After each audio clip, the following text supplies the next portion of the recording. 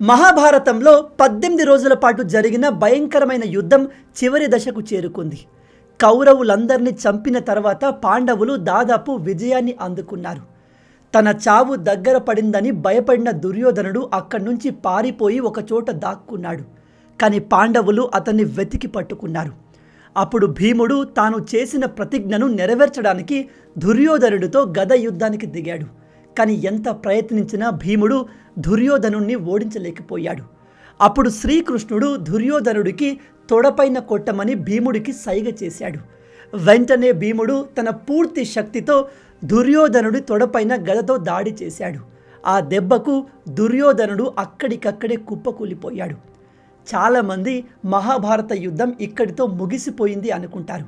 కానీ ఆ తర్వాత పాండవులు 36 సంవత్సరాల పాటు హస్తినాపురాన్ని పరిపాలించారు. అండ్ చివరికి పాండవులు అండ్ శ్రీకృష్ణుడు ఈ భూమిని విడిచిపెట్టి వెళ్ళిపోయారు. అక్కడి నుంచి కలియుగం మొదలైంది. కానీ ఈ కథ అంత సింపుల్ కాదు. మహాభారత యుద్ధం తర్వాత కూడా చాలా సంఘటనలు జరిగాయి. వాటితో ఇప్పటికీ ఎన్నో బయటకు రాని రహస్యాలు ముడిపడి ఉన్నాయి. దుర్యోధన, నువ్వు నీ చావు కోసం పరితపిస్తావు. ఈ శాపం కారణంగానే తొడపై అంతటి ప్రమాదమైన గాయం జరిగినా కూడా దుర్యోధనుడు వెంటనే చనిపోలేదు. యుద్ధ భూమిలో తీవ్రమైన నొప్పితో బాధపడుతున్నాడు. కొంతసేపటి తర్వాత పాండవులు అక్కడి నుంచి వెళ్ళిపోయారు. దుర్యోధనుణ్ణి వెతుక్కుంటూ అశ్వత్థామ అక్కడికి వచ్చాడు. తన స్నేహితుడు దుర్యోధనుణ్ణి ఆ పరిస్థితిలో చూసి అశ్వత్థామకు విపరీతమైన కోపం వచ్చింది. ఆ కోపంలోనే అతను ఒక ప్రతిజ్ఞ చేశాడు. నేను పాండవులందరినీ చంపుతాను అని చెప్పి పాండవుల శిబిరం వైపు వెళ్ళాడు. ఆ రోజు రాత్రి ఆయన భయంకరమైన విధ్వంసాన్ని క్రియేట్ చేశాడు. శిబిరంలో నిద్రపోతున్న వాళ్ళను పాండవులు అనుకొని వాళ్ళ తలలు నరికి ఆ తలలు తీసుకొని దుర్యోధనుడి దగ్గరికి వచ్చాడు. నేను పాండవుల్ని చంపేశాను అని గర్వంగా చెప్పాడు. కానీ దుర్యోధనుడికి ఆ తలలను చూసి శరీరం మొత్తం వణికిపోయింది. ఎందుకంటే అవి 5 పాండవుల తలలు కాదు, పాండవుల 5 కుమారుల తలలు. అప్పుడు దుర్యోధనుడు, నా చావుకు కారణం భీముడు కాదు, నువ్వే అశ్వత్థామ అని చెప్పి చివరి శ్వాస విడిచాడు. దుర్యోధనుడు చనిపోయిన వెంటనే సంజయుడికి ఉన్న దివ్య దృష్టి కూడా పోయింది. సూర్యుడు అస్తమించాడు. అలా 18 రోజుల పాటు జరిగిన భయంకరమైన మహాభారత యుద్ధం పూర్తయింది. కానీ ఇక్కడ ఇంకో ఆశ్చర్యకరమైన విషయం జరిగింది. ధర్మం కోసం మహాభారత యుద్ధం చేసిన పాండవులు కూడా స్వర్గానికి చేరుకోలేకపోయారు. సాధారణంగా పుణ్యాలు చేసిన వాళ్ళు, ధర్మం కోసం పోరాడిన వారికి స్వర్గ ప్రాప్తి లభిస్తుంది అని చెప్తారు. కానీ పాండవులకు స్వర్గంలో అనుమతి ఎందుకు లభించలేదు? ఇప్పుడు తెలుసుకుందాం. మహాభారత యుద్ధం జరిగిన 36 సంవత్సరాల తర్వాత శ్రీకృష్ణుడు తన మానవ రూపాన్ని విడిచిపెట్టి వైకుంఠానికి వెళ్ళిపోయాడు. అదే సమయంలో పాండవులు కూడా తమ రాజ్యాన్ని తమ మనవడు పరీక్షిత్తుకు అప్పగించారు. ఆ తర్వాత తమ భార్య ద్రౌపదితో కలిసి స్వర్గానికి ప్రయాణాన్ని మొదలుపెట్టి హిమాలయాల వైపు బయలుదేరారు. వాళ్ళు ముందుకు వెళ్తున్న కొద్దీ ఆ ప్రయాణం మరింత ప్రమాదకరంగా మారింది. ఒకరోజు ద్రౌపది పర్వతం మీద నుంచి జారి లోయలో పడిపోయింది. ద్రౌపది తన జీవితంలో తన బాధ్యతలన్నింటినీ నెరవేర్చింది. కానీ 5 పాండవులకు భార్య అయినప్పటికీ మిగతా వాళ్ళకంటే అర్జునుణ్ణి ఎక్కువగా ప్రేమించింది. అదే ఆమె పతనానికి కారణమైంది. ద్రౌపది తర్వాత సహదేవుడు, నకులుడు కూడా పడిపోయారు. వాళ్ళ పతనానికి కారణం వాళ్ళలో ఉన్న గర్వం. ఒకరికి జ్ఞానం మీద ఉండే గర్వం, మరొకరికి అందం మీద గర్వం ఎక్కువగా ఉండేది. ఆ తర్వాత అర్జునుడి వంతు వచ్చింది. అర్జునుడికి తన యుద్ధ నైపుణ్యం మీద చాలా గర్వం ఉండేది. అదే చివరికి తన పతనానికి కారణమైంది. కొన్ని రోజుల తర్వాత భీముడు కూడా పడిపోయాడు. భీముడు చాలా శక్తివంతుడు, కానీ అతనికి ఆహారం విషయంలో కూడా అత్యాశ ఉండేది. అందుకే అతను కూడా స్వర్గానికి వెళ్ళే ఈ ప్రయాణాన్ని పూర్తి చేయలేకపోయాడు. ఇక యుధిష్ఠరుడు ఒక్కడే ముందుకు వెళ్ళడం మొదలుపెట్టాడు. యుధిష్ఠరుడు తన జీవితం అంతా ధర్మాన్ని పాటించాడు. అందుకే అతను ఈ ప్రయాణాన్ని పూర్తి చేయగలిగాడు. అలా 5 పాండవుల్లో స్వర్గానికి చేరుకుంది యుధిష్ఠరుడు ఒక్కడే. అయితే ఈ పాండవుల అంతం తర్వాత భూమి మీద ఒక కొత్త ప్రమాదం పుట్టుకొచ్చింది. అదే ఈ ప్రపంచాన్ని అంతం వైపు తీసుకెళ్లడం మొదలుపెట్టింది. పాండవుల తర్వాత వాళ్ళ మనవడు పరీక్షిత్తు హస్తినాపురాన్ని పరిపాలించడం మొదలుపెట్టాడు. శ్రీకృష్ణుడి అవతారం ముగిసిన తర్వాత కలియుగం మొదలవుతుంది అని ముందే నిర్ణయించబడింది. ఆ కలియుగాన్ని కలి అనే అసురుడు పాలిస్తాడు. కలి చాలా కాలంగా భూమి మీదకు వచ్చి ఇక్కడ తన స్థానాన్ని ఏర్పరచుకోవడానికి ప్రయత్నిస్తున్నాడు. అప్పుడే అతనికి పరీక్షిత్తు ఎదురయ్యాడు. పరీక్షిత్తు గొప్ప రాజు. ఒకసారి తన రాజ్యంలో పరిస్థితులు ఎలా ఉన్నాయో తెలుసుకోవడానికి తన సైన్యంతో బయలుదేరాడు. దారిలో అతనికి ఒక భయంకరమైన దృశ్యం ఎదురైంది. ఒక వ్యక్తి ఒక ఆవును, ఒక ఎద్దును కర్రతో దారుణంగా కొడుతున్నాడు. ఆ ఎద్దు కేవలం ఒక్క కాలు మీద మాత్రమే నిలబడి ఉంది. ఎందుకంటే మిగతా 3 కాళ్ళను అప్పటికే ఆ వ్యక్తి విరగొట్టేశాడు. అయితే ఆ ఎద్దు ధర్మానికి ప్రతీక. దాని 4 కాళ్ళు తపస్సు, శుచిత్వం, దయ, సత్యం అనే 4 ధర్మాలను సూచిస్తాయి. కలి అప్పటికే దాని 3 కాళ్ళను విరగొట్టి ధర్మంలోని 3 లక్షణాల్ని నాశనం చేశాడు. ఇక మిగిలింది ఒక సత్యం మాత్రమే. ఇక అతను కొడుతున్న ఆ ఆవు భూదేవికి ప్రతీక. శ్రీకృష్ణుడు ఈ ప్రపంచాన్ని విడిచిపెట్టిన తర్వాత పెరిగిపోయిన పాపాల భారంతో భూదేవి బాధపడుతుంది. అప్పుడు పరీక్షిత్తుకు క్లియర్గా అర్థమైంది, ఆ వ్యక్తి మరెవరో కాదు, కలి అనే రాక్షసుడు అని.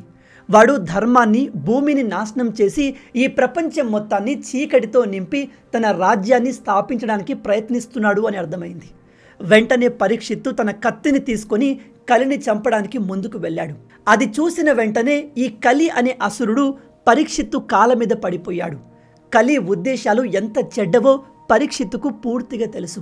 అందుకే వెంటనే అక్కడి నుంచి వెళ్ళిపోమని ఆదేశించాడు. కలి చాలా తెలివైనవాడు. పరీక్షిత్తు కాళ్ళ మీద పడి ఈ భూమి మీద నేను ఉండడానికి కనీసం కొంత స్థలమైనా ఇవ్వండి అని వేడుకున్నాడు. చాలా ఆలోచించిన తర్వాత పరీక్షిత్తు కలికి 5 చోట్ల ఉండేందుకు అనుమతి ఇచ్చాడు. జూదం, మద్యం, అనైతిక సంబంధాలు, హత్య, బంగారం. ఈ 5 విషయాలు ఎక్కడ ఉంటాయో కలి అక్కడ మాత్రమే ఉండవచ్చు. ఇలా చేస్తే ప్రపంచాన్ని కలి ప్రభావం నుంచి కాపాడవచ్చు అని పరీక్షిత్తు అనుకున్నాడు. కానీ ఈ కలి భూమిని పాలించడానికే వచ్చాడు. ప్రపంచమంతా చెడును, చీకటిని వ్యాపింపజేయడమే అతని లక్ష్యం. ఈ 5 చోట్ల ఉండడానికి పరీక్షిత్తు అనుమతి ఇచ్చాడు. భవిష్యత్తులో ఇవే 5 విషయాలను ఉపయోగించి కలి తన ప్రభావాన్ని నెమ్మదిగా పెంచుకుంటాడని పరీక్షిత్తు ఊహించలేకపోయాడు. ఈ 5 విషయాల ద్వారా కలి భూమి మీద తన ప్రభావాన్ని విస్తరించడం మొదలుపెట్టాడు. అక్కడి నుంచి కలియుగం మొదలైంది. ఆ సమయంలో పరీక్షిత్తు కలిని ప్రపంచమంతా విధ్వంసం చేయకుండా ఆపగలిగాడు. కానీ తన చావును మాత్రం ఆపలేకపోయాడు. అంత జ్ఞానం, అంత శక్తి ఉన్నప్పటికీ పరీక్షిత్తు జీవితాన్ని ముగించింది అతనిలో ఉన్న కోపమే. ఒకరోజు అడవిలో తిరుగుతూ పరీక్షిత్తు మహర్షి శమికుడి ఆశ్రమానికి వెళ్ళాడు. అప్పుడు శమిక మహర్షి గాఢమైన ధ్యానంలో ఉన్నాడు. అందుకే పరీక్షిత్తు అక్కడికి వచ్చిన విషయాన్ని ఆయన గమనించలేకపోయాడు. కానీ తనను పట్టించుకోలేదని భావించిన పరీక్షిత్తుకు కోపం వచ్చింది. ఆ కోపంతో పరీక్షిత్తు అక్కడ ఉన్న ఒక చనిపోయిన పామును తీసుకొని శమిక మహర్షి మెడలో వేసి అక్కడి నుంచి వెళ్ళిపోయాడు. తనలో ఉన్న కోపం తన జీవితానికి ఎంత పెద్ద దెబ్బ కొట్టబోతుందో పరీక్షిత్తుకు అప్పుడు తెలియదు. కొంతసేపటి తర్వాత శమిక మహర్షి కుమారుడు శృంగి తన తండ్రిని చూడడానికి వచ్చాడు. తన తండ్రి మెడలో చనిపోయిన పామును చూసి అతను ఒక్కసారిగా షాక్ అయ్యాడు. వెంటనే శృంగి ఈ రోజు నుంచి 7వ రోజు పాము కాటుతో రాజు పరీక్షిత్తు చనిపోతాడు అని కోపంగా శపించాడు. ఈ శాపం గురించి పరీక్షిత్తుకు తెలిసినప్పుడు చాలా బాధపడ్డాడు. కానీ ఆ శాపాన్ని వెనక్కి తీసుకునే అవకాశం లేదు. అందుకే పరీక్షిత్తు తన ఫేట్ని అంగీకరించాడు. తన కుమారుడు జన్మేజయుణ్ణి హస్తినాపురానికి రాజుగా చేసి తన చావు కోసం ఎదురు చూడడం మొదలుపెట్టాడు. 7వ రోజు రానే వచ్చింది. సర్పరాజు తక్షకుడు బ్రాహ్మణుడి రూపంలో పరీక్షిత్తు దగ్గరికి చేరుకొని అతన్ని కాటేశాడు. అలా తన కోపం కారణంగా వచ్చిన శాపంతో ఈ రాజు పరీక్షిత్తు చనిపోయాడు. కానీ ఇక్కడే ఈ కథలో మరో కొత్త మలుపు వస్తుంది. తన తండ్రి పరీక్షిత్తు చనిపోయిన తర్వాత జన్మేజయుడు హస్తినపుర సింహాసాన్ని అధిష్ఠించాడు. తన తండ్రి ఎలా చనిపోయాడో అతనికి తెలుసు. అతనిలో ప్రతీకార అగ్ని రగిలిపోతుంది. అందుకే సర్పరాజు తక్షకుడితో పాటు మొత్తం సర్పజాతిని అంతం చేయాలని నిర్ణయించుకున్నాడు. తన లక్ష్యాన్ని నెరవేర్చడానికి జన్మేజయుడు సర్పయాగం నిర్వహించాడు. ప్రపంచంలో ఉన్న పాములన్నిటినీ నాశనం చేయగలిగే యాగం అది. అప్పుడు ఆస్తిక మహర్షి అనే జ్ఞాని జన్మేజయుడు దగ్గరికి వచ్చాడు. ఈ యాగం కొనసాగితే ప్రపంచంలోని పాములన్నీ నాశనం అవుతాయని, దానివల్ల ప్రకృతి సమతుల్యత కూడా దెబ్బతింటుంది అని చెప్పాడు. చివరికి జన్మేజయుడు ఆస్తిక మహర్షి మాటల్ని అర్థం చేసుకొని అంగీకరించి సర్పయాగాన్ని ఆపేశాడు. సర్పరాజు తక్షకుడి ప్రాణాల్ని వదిలేశాడు. ఆ రోజే శ్రావణ మాసం శుక్లపక్ష పంచమి. అదే రోజును మనం నాగుల పంచమిగా జరుపుకుంటాము. మహాభారత యుద్ధం చాలా విషయాల్ని మార్చేసింది. కానీ ఆ యుద్ధం తర్వాత జరిగిన సంఘటనలు కూడా అంతే ముఖ్యమైనవి. ఎందుకంటే ఇప్పుడు మనం జీవిస్తున్న ఈ కాలం, మనం ఉన్న ఈ యుగం, ఇవన్నీ ఆ కాలంతోనే ముడిపడి ఉన్నాయి. దీని గురించి మీరేమనుకుంటున్నారు? అండ్ మీలో ఎంతమంది ఈ విషయాల్ని కొత్తగా తెలుసుకుంటున్నారు? కింద కామెంట్లో తప్పకుండా చెప్పండి. ఈ వీడియో మీకు నచ్చింది అనుకుంటున్నాను. నచ్చితే వీడియోని లైక్ చేసి మన ఛానల్ని సబ్స్క్రైబ్ చేసుకోండి. రాబోయే వీడియోలో ఇంకో ఇంట్రెస్టింగ్ టాపిక్తో మళ్ళీ కలుద్దాం. అంటిల్ దెన్, జై హింద్, జై భారత్, భారత్ మాతా కీ జై.